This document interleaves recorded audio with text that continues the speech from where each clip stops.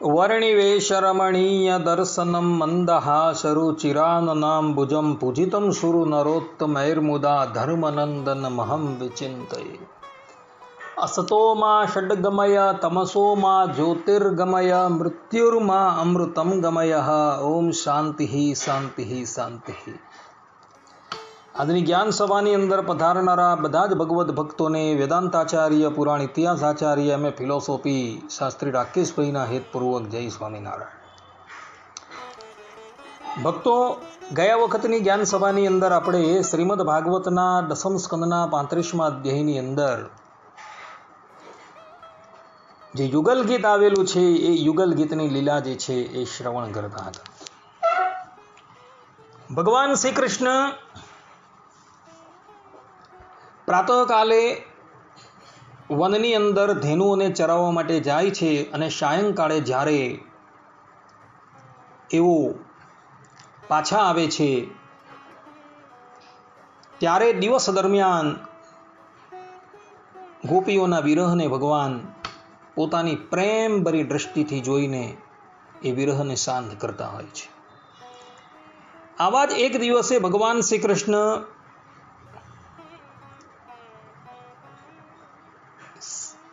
સંધ્યાકાળે ગાયોને લઈને વ્રજમાં આવતા હતા। તે વખતે કંસે મોકલેલો અરિષ્ટાસુર નામનો એક દૈત્ય જે છે એ ભગવાનને મારવાની ઈચ્છાથી બળદનું રૂપ ધારણ કરીને ભગવાનની પાસે આવ્યો। આ દૈત્ય જે છે તેની ખાંદ અને કાયા જે છે એ ખૂબ ઊંચી હતી અને જોર જોરથી એ પગને પછાડતો ધરતીને પણ ધ્રુજાવતો હતો। એના શિંગડાઓ જે છે એ એટલા અણીદાર હતા કે એના શિંગડાને હલાવવાથી એ વાદળોને પણ છિન્ન ભિન્ન કરી દેતો હતો।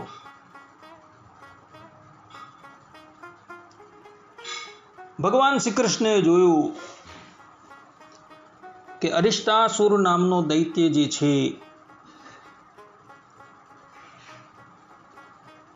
એ મારા પર હુમલો કરવા માટે તૈયાર છે। ભગવાન શ્રી કૃષ્ણએ પણ પોતાની કટીની ઉપર વસ્ત્ર જે છે એ કસી લીધું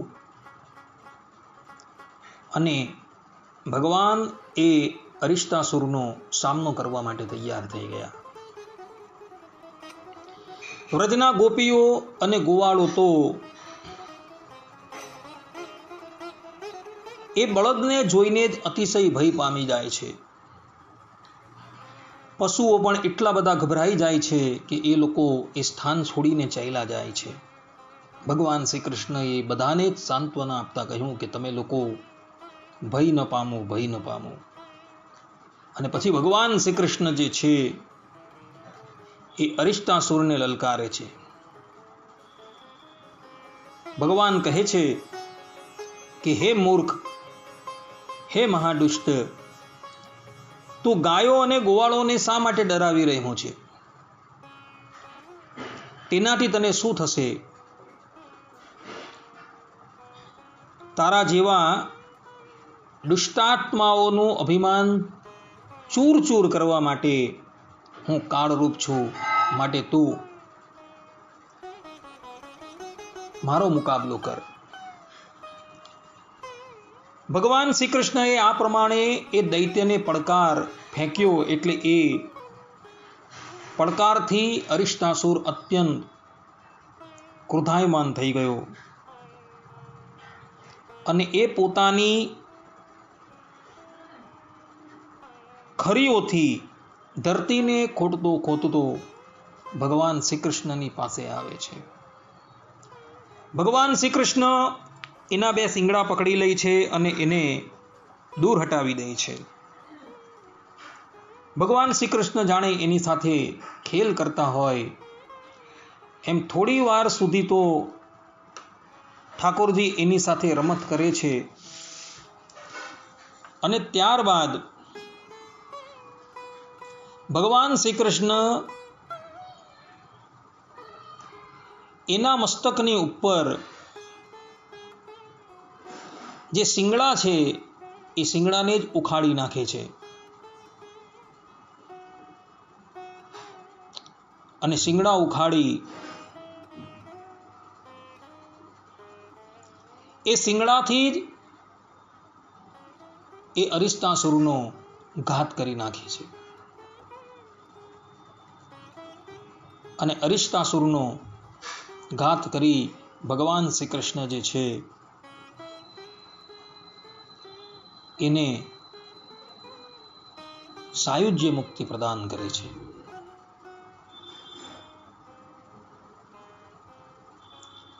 ભક્તો, ગર્ગ સંહિતાની અંદર માધુર્ય ખંડ અધ્યાય 24 ની અંદર આ અરિષ્ટાસુર પૂર્વજન્મની અંદર કોણ હતો તેની કથા આવે છે. આ અરિષ્ટાસુર પૂર્વજન્મની અંદર એક બ્રાહ્મણ હતો જેનું નામ હતું વરતંતુ. આ વરતંતુ વિદ્યાનો અભ્યાસ કરવા માટે દેવગુરુ બૃહસ્પતિની પાસે જાય છે. એક સમયની વાત છે, પોતાની અશિષ્ટતાને લઈને વરતંતુ ગુરુ બૃહસ્પતિની સન્મુખ પગ પ્રસારીને બેસે છે, અર્થાત કે પગ લાંબા કરીને બેસે છે. તેનો આ પ્રમાણે અશિષ્ટ વ્યવહાર જોઈને ગુરુ બૃહસ્પતિ એના પર ખૂબ નારાજ થાય છે અને એને શાપ આપતા કહે છે કે આ પ્રમાણે બળદની જેમ તું બેઠેલો છે, ગુરુની મર્યાદા રાખતો નથી, માટે જા તું બળદ થઈ જા.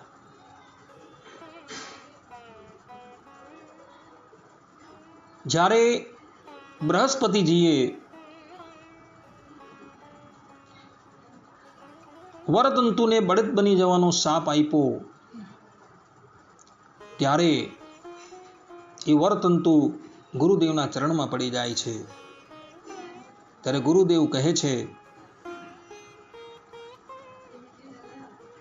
કે મારો શાપ તો મિથ્યા ન થશે જ, તારે અસુર રૂપ ધારણ કરીને બળદ તો બનવું જ પડશે, પરંતુ આ બળદની યોનિની અંદર પણ સાક્ષાત ભગવાન તારો ઉદ્ધાર કરવા માટે આવશે.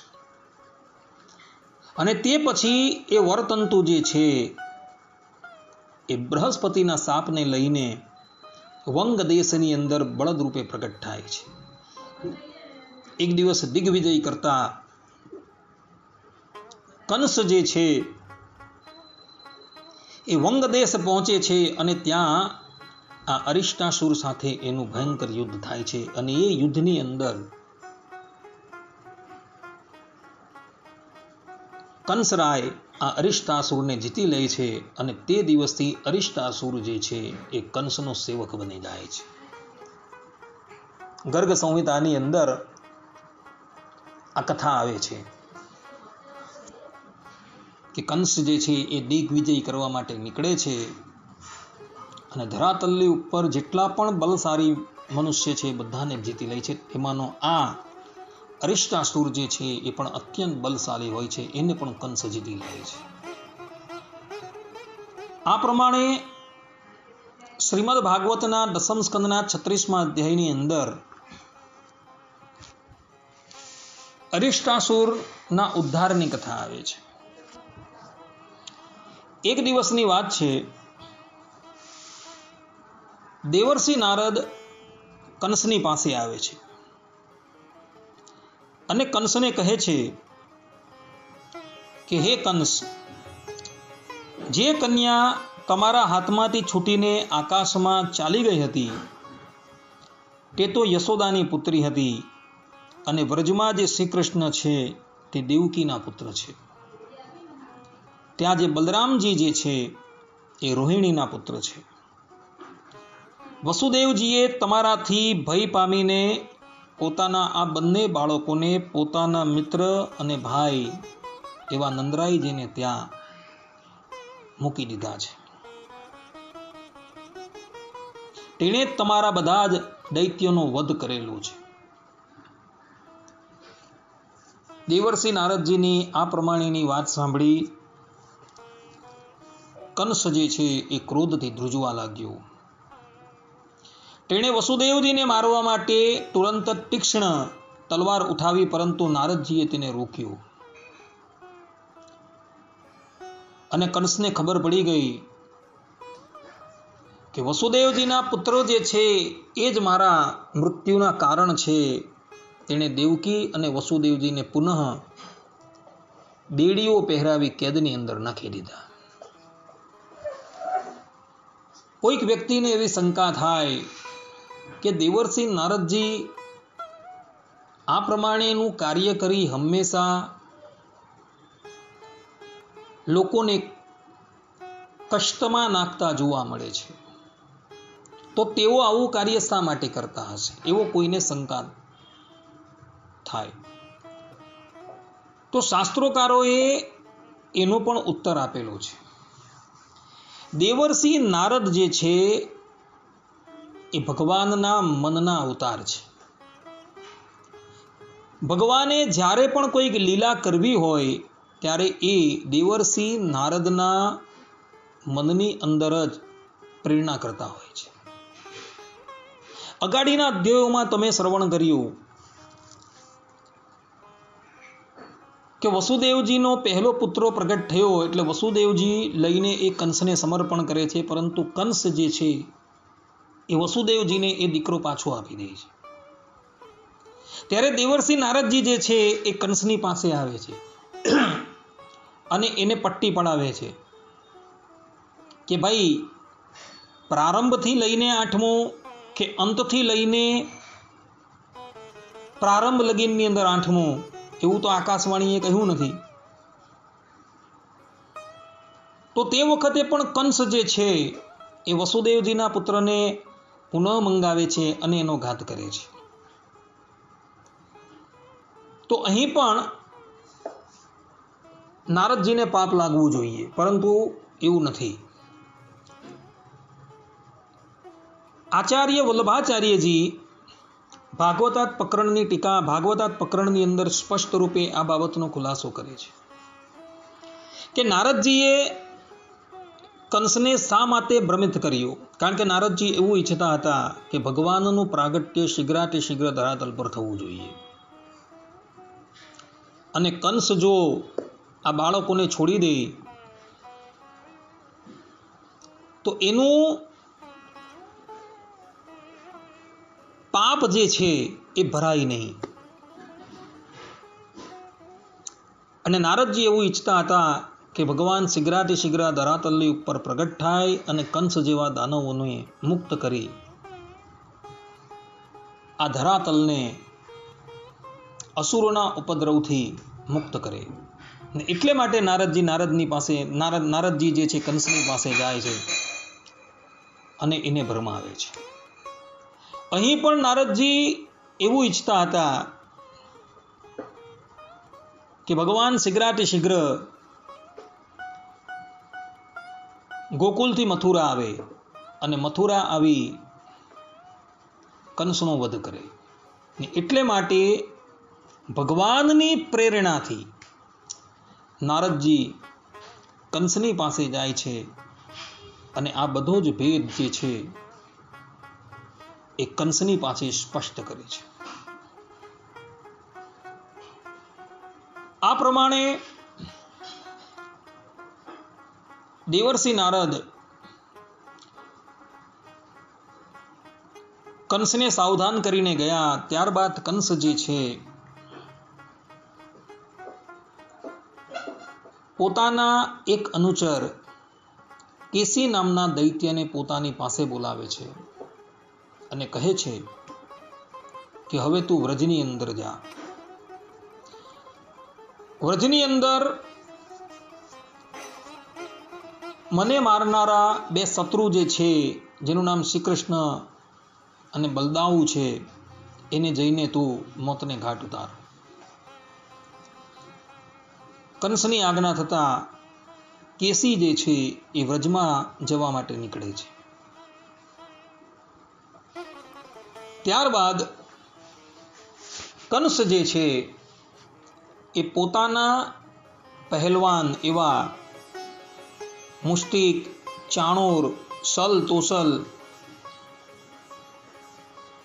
એને બોલાવે છે તથા પોતાના મંત્રીઓને બોલાવે છે, મહાવતને બોલાવે છે અને એ બધાને કહે છે કે હે વીર ચાણોર અને મુષ્ટિક, તમે લોકો મારી વાત ધ્યાનપૂર્વક સાંભળો.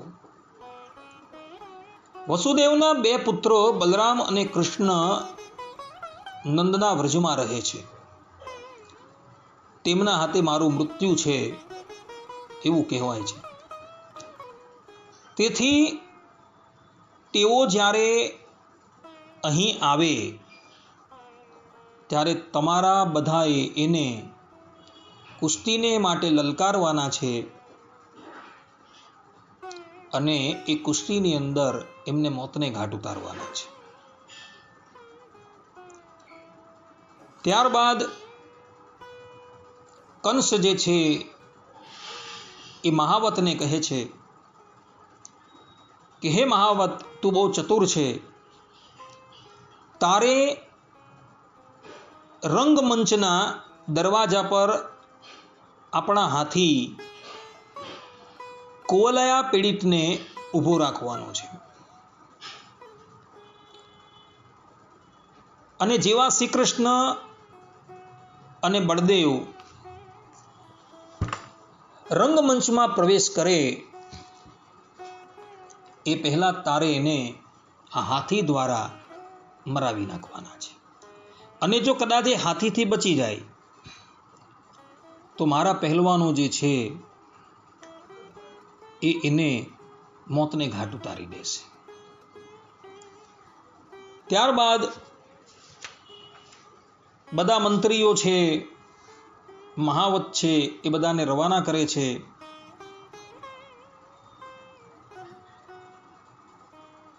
અને કંસરાય જે છે એ પોતાના પુરોહિતોને બોલાવે છે અને કહે છે કે તમે લોકો ધનુષ યજ્ઞનું આયોજન કરો. કંસને ત્યાં ભગવાન શંકરનું એક ધનુષ જે છે એ ધરોહરના રૂપની અંદર ઉપસ્થિત હતું. ભગવાન શંકરના 2 ધનુષ હતા. એક ધનુષ જનક રાજાને ત્યાં સુરક્ષિત હતું, જેને ભગવાન શ્રી રામે તોડેલું હતું, અને બીજું ધનુષ જે છે જેનું નામ હતું ટ્રંબક, એ ધનુષ કંસરાયને ત્યાં સુરક્ષિત હતું. એટલે કે એ લોકોની પેઢીની અંદર એ ધનુષ જે છે એ ભગવાન શંકરે પધરાવેલું હતું.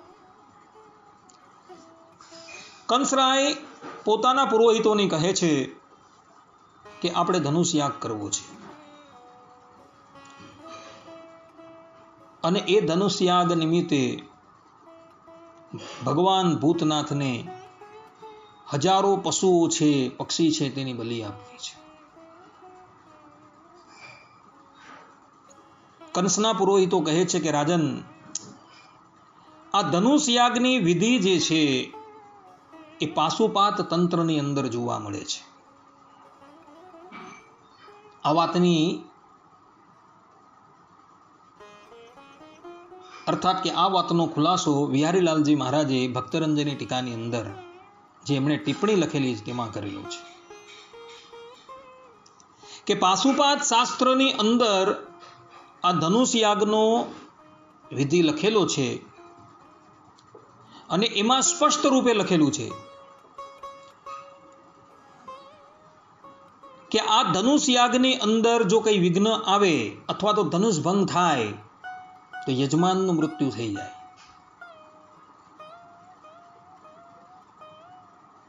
કંસના પુરોહિતે કંસને સમજાવ્યું, પરંતુ કંસને એટલો વિશ્વાસ હતો કે શ્રી કૃષ્ણ અને બળદેવ જ્યારે મથુરા આવશે ત્યારે એને મારો હાથી કુવલયા પીડિત અથવા તો મારા આ પહેલવાનો જે છે એ અવશ્ય મોતને ઘાટ ઉતારી દેશે. એટલે એણે ધનુષ યાગ કરવાનું આયોજન કરી દીધું.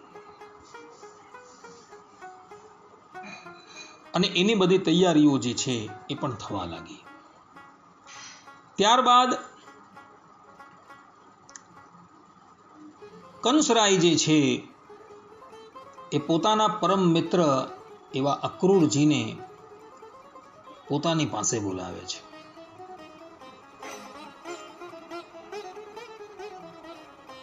અને એમનો હાથ પોતાના હાથમાં લઈને કહે છે કે હે મિત્ર,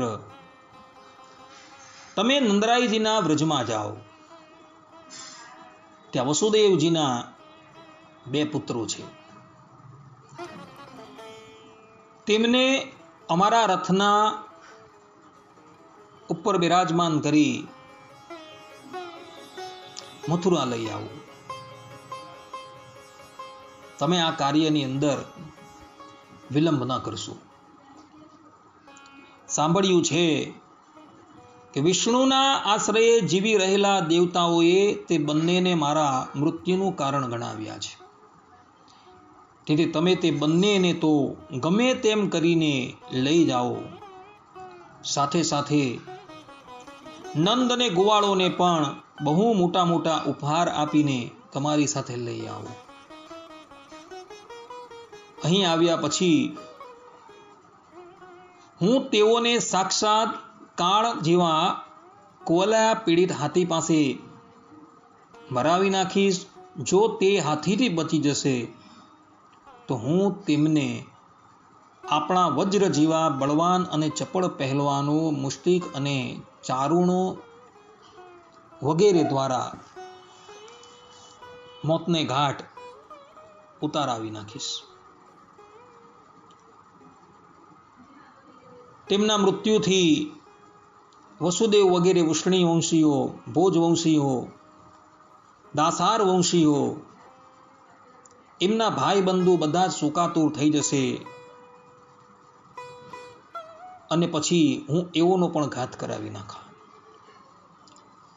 મારા પિતા ઉગ્રસેન છે એ અત્યારે વૃદ્ધ થઈ ગયા છે, છતાં પણ તેને રાજગાદીનો મોહ છૂટેલો નથી. તો હું એમને પણ મડાવી નાખીશ. ત્યાર પછી તો તમે અને હું અને આ નિષ્કંટક રાજ્ય આપણે બધા જ એનો ઉપભોગ કરશું. માટે તમે શીઘ્રાથી શીઘ્ર જાઓ અને એ વસુદેવના બંને પુત્રોને તમે અહીં લઈ આવો.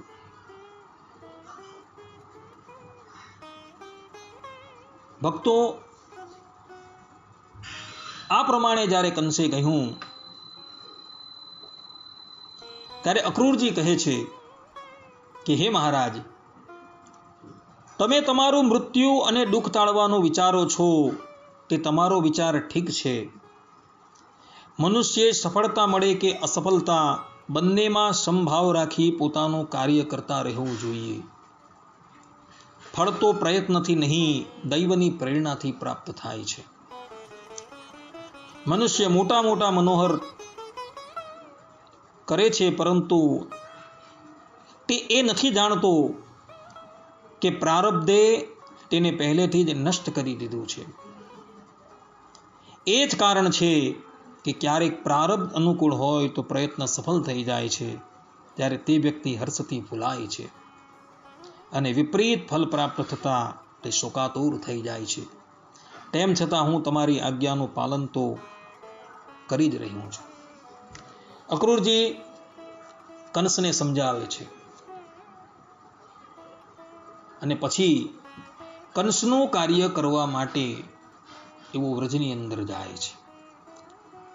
ટીકાકારો કહે છે કે કંસે અક્રૂરજીને પોતાનો રથ કેમ આપ્યો?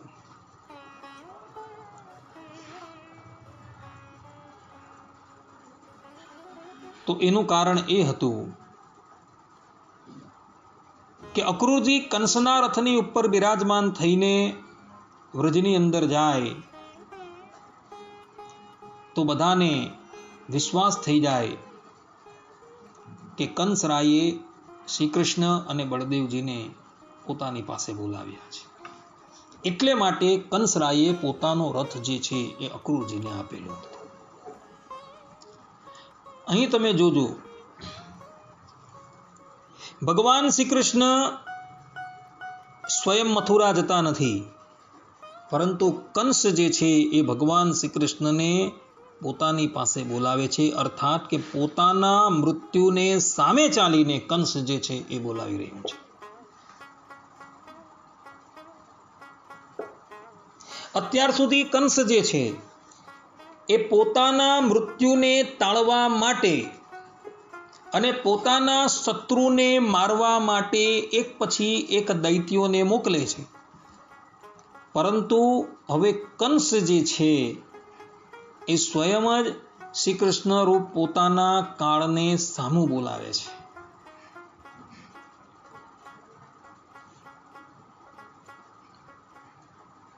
અક્રૂરજી ભગવાન શ્રી કૃષ્ણને લેવા માટે હવે વ્રજમાં જવા માટે તૈયાર થયા છે. એવા જ સમયની અંદર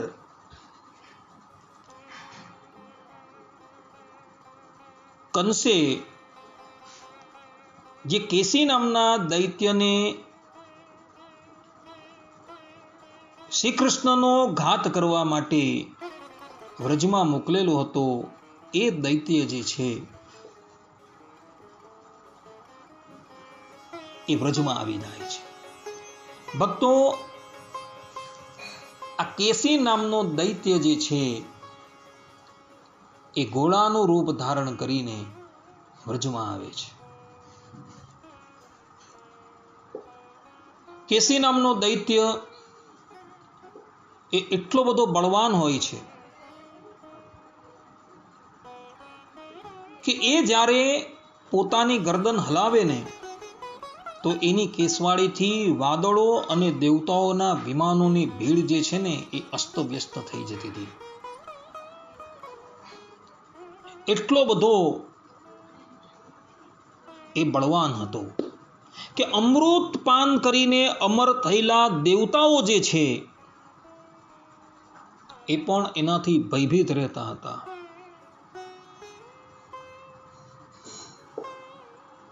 ભગવાન શ્રી કૃષ્ણએ જોયું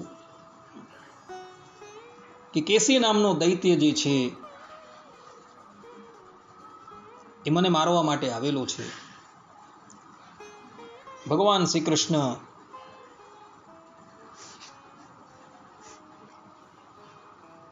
એ કેસી નામના દૈત્યનો ઉદ્ધાર કરવા માટે એની સાથે યુદ્ધે ચડે છે.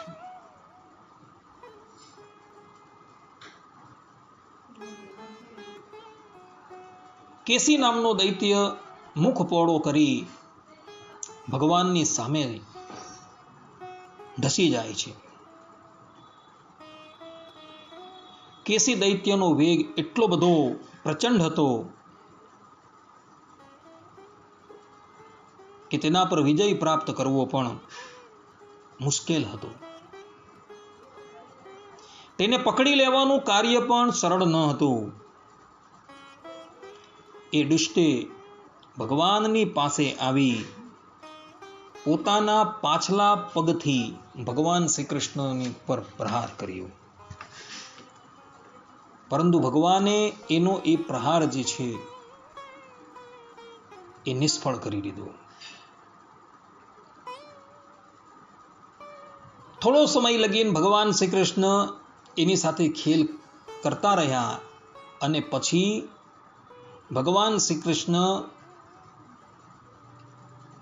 એના પોળા થયેલા મુખની અંદર પોતાનો હાથ નાખી દે છે.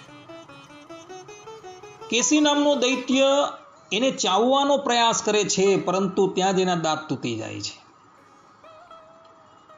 ભગવાન શ્રી કૃષ્ણ કેસી નામના દૈત્યના મુખની અંદર પોતાના હાથને વિસ્તારે છે અને હાથ એટલો બધો વિસ્તૃત થઈ જાય છે કે કેસીનું મુખ જે છે એ ફાટી જાય છે અને એ ત્યાં જ મૃત્યુના શરણે જતો રહે છે. આ પ્રમાણે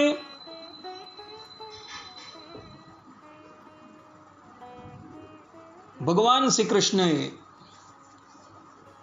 કેસી નામના દૈત્યનો વધ કર્યો. જે કેસી પોતાના બલના અભિમાનથી દેવતાઓને પણ ભયભીત કરતો હતો. કેસી નામના દૈત્યનો ઉદ્ધાર કર્યો તે દિવસથી ભગવાન શ્રી કૃષ્ણનું એક નામ પડ્યું, કેશવ. વિષ્ણુ સહસ્ત્ર નામની અંદર ગંગાપુત્ર ભીષ્મએ ભગવાન શ્રી કૃષ્ણની કેસી નામથી પણ સ્તુતિ કરેલી છે. અને આદિ જગદગુરુ શંકરાચાર્યજી આ વિષ્ણુ સહસ્ત્ર નામની ટીકાની અંદર સ્પષ્ટ રૂપે લખે છે કે કેસી નામના દૈત્યનો વધ કરેલો હોવાથી, એનો ઉદ્ધાર કરેલો હોવાથી ભગવાન શ્રી કૃષ્ણનું એક નામ કેશવ પડેલું હતું. ભક્તો, ગર્ગ સંહિતાની અંદર જે મથુરા ખંડ આવેલો છે તેના દ્વિતીય અધ્યાયની અંદર આ કેસી નામના દૈત્યના પૂર્વજન્મની કથા આવેલી છે. કથા એવી છે કે આ કેસી નામનો દૈત્ય જે છે એ પૂર્વજન્મની અંદર ઇન્દ્રદેવનો અનુચર હતો, અર્થાત કે એમનો સેવક હતો. અને એ ઇન્દ્રદેવની ઉપર નિત્ય છત્ર જે છે એને ધારણ કરતો હતો. એક સમયે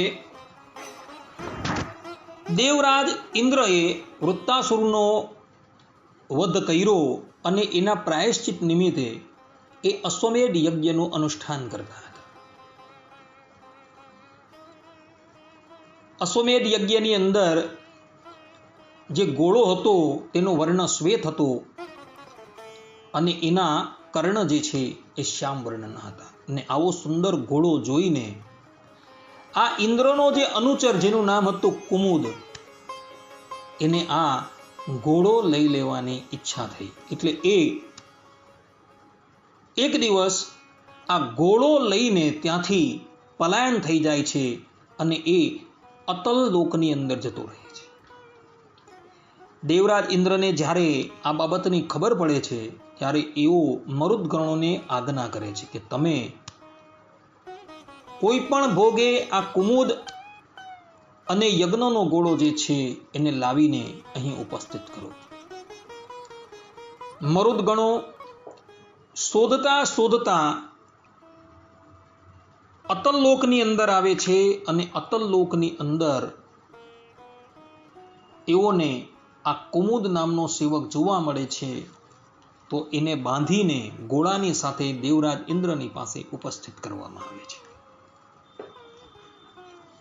એને જોઈને દેવરાજ ઇન્દ્ર અત્યંત ક્રોધાયમાન થઈ જાય છે અને એ આ કુમુદ નામના સેવકને શાપ આપતા કહે છે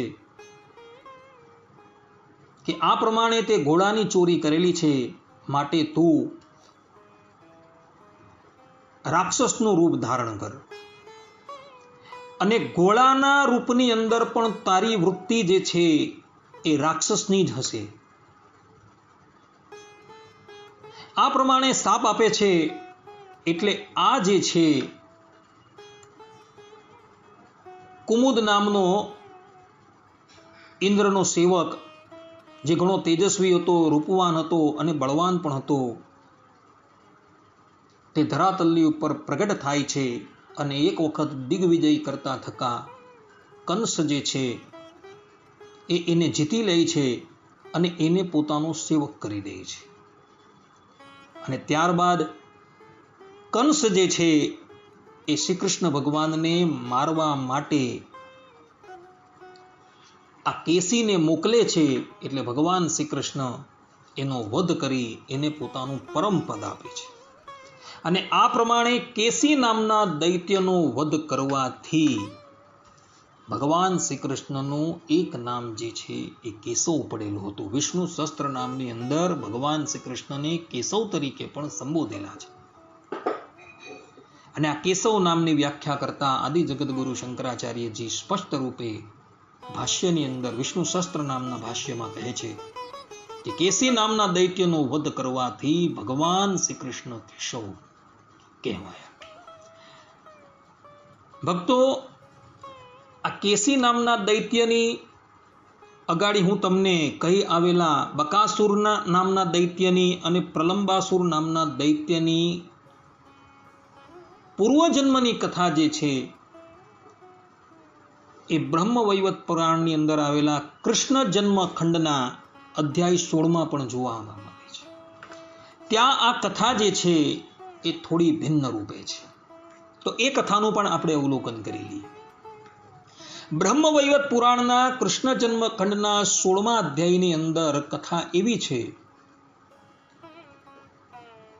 કે ગંધર્વરાજ ગંધવાહ નામના એ ગંધમાદન પર્વતની ઉપર નિવાસ કરીને રહેતા હતા અને એ ભગવાનના એકાંતિક ભક્ત હતા અને એના 4 દીકરા હતા જેનું નામ હતું વસુદેવ, સુહોત્ર, સુદર્શન અને ચતુર્થ હતા સુપાર્શ્વ.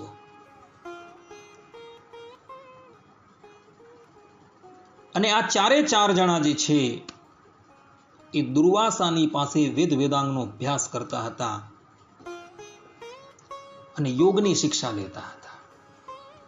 એમાંથી વસુદેવ નામનો જે ગંધવાહનો પુત્ર હતો એ તો ભગવાનનું ધ્યાન કરતા થકા ભગવાનના ધામની અંદર જતો રહે છે અને બાકીના જે 3 હતા સુહોત્ર, સુદર્શન અને સુપાર્શ્વ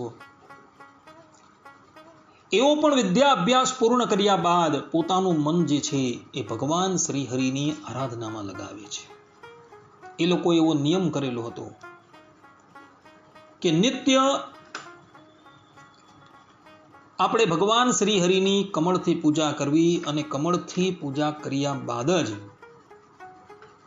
આપણે જલપાન કરવું. એક સમયની વાત છે, કમળની શોધ કરતા થકા એ લોકો કૈલાસ પર્વતની પાસે આવેલા ચિત્ર સરોવરની પાસે આવે છે. ચિત્ર સરોવરની અંદર કમળો બહુ ખીલેલા હતા એટલે આ 3 જણા કમળ લેવા માટે સરોવરમાં પ્રવેશ કરે છે અને કમળ લઈને જેવા એ બહાર નીકળે છે તેવા જ ભગવાન શંકરના અનુચરો આ 3ને પકડી લે છે અને ભગવાન શંકરની પાસે ઉપસ્થિત કરે છે. ભગવાન શંકરે જોયું કે આના લલાટની અંદર તો ઉર્ધ્વપુંડ તિલક છે, કંઠની અંદર કંઠી છે, એટલે એ જાણી ગયા કે આ કોઈ વૈષ્ણવ છે અને પોતાના અપરાધ બદલ ભગવાન શંકર જે છે અર્થાત કે પોતાના અનુચરોએ કરેલો અપરાધ એ પોતાનો જ અપરાધ કહેવાય એમ જાણી ભગવાન શંકર એ 3 જણની ક્ષમા માગે છે. 3 જણા જુએ છે કે ભગવાન શંકર અમારી સન્મુખ ઉપસ્થિત છે. પોતાના જે કમળ હતા એ કમળ દ્વારા એ ભગવાન શંકરનું પૂજન કરે છે અને કહે છે કે પ્રભુ, અમે તો નારાયણની અંદર અને તમારી અંદર કોઈ પણ જાતનો ભેદ જાણતા જ નથી. આજે અમને પ્રત્યક્ષ રૂપે તમારી પૂજા કરવાનો અવસર પ્રાપ્ત થઈ ગયો. પરંતુ ભગવાન શંકરનું મુખ જે છે એ થોડું ઉદાસ હતું. આ 3 જણાએ એનું કારણ પૂછ્યું એટલે ભગવાન શંકર એને કહે છે કે વૈષ્ણવો, મારી ભાર્યા પાર્વતીજી અત્યારે ભગવાન શ્રીમન નારાયણની આરાધના કરી રહ્યા છે અને અમે એવો નિયમ કરેલો છે કે આ ચિત્ર નામનું જે સરોવર છે એની અંદર થતા કમળો અમારી ભાર્યા પાર્વતીજીને બાદ કરતા અન્ય કોઈ પણ લેશે તો એ અસુર થઈ જશે.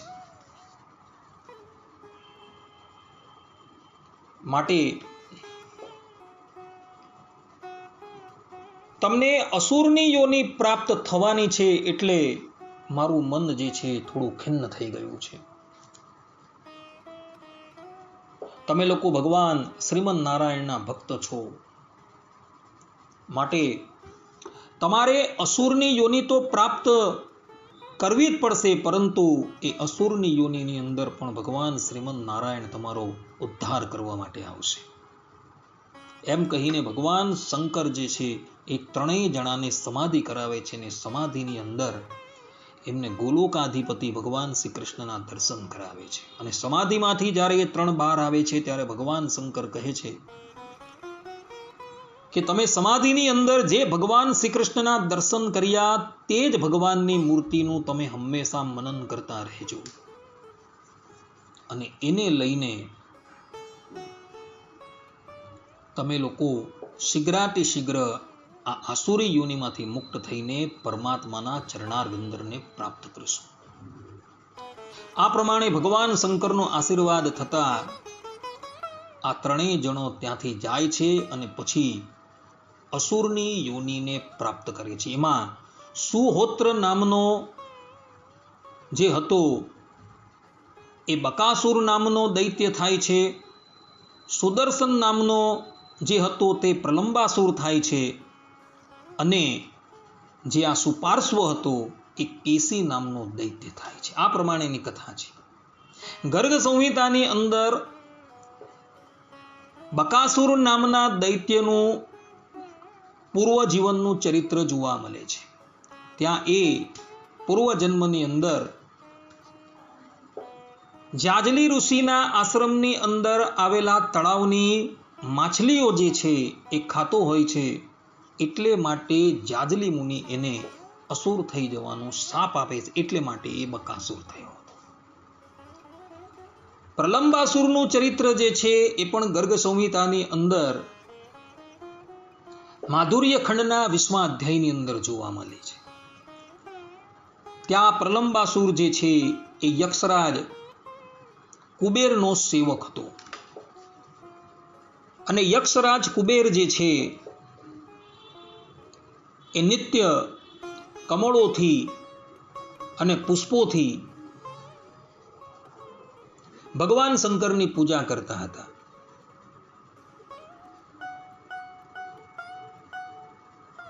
કુબેરજીએ જે ઉદ્યાન લગાવેલો હતો તે ઉદ્યાનમાંથી કેટલાય જણા આવીને પુષ્પો લઈ જતા હતા, એટલે કુબેરજીએ ત્યાં શાપ આપેલો હતો કે જે પણ કોઈક વ્યક્તિ હવે પછી આ ફૂલવાડીમાંથી ફૂલને ચોરશે તો એ વ્યક્તિ અસુર થઈ જશે. અને એક દિવસ ગંધર્વરાજ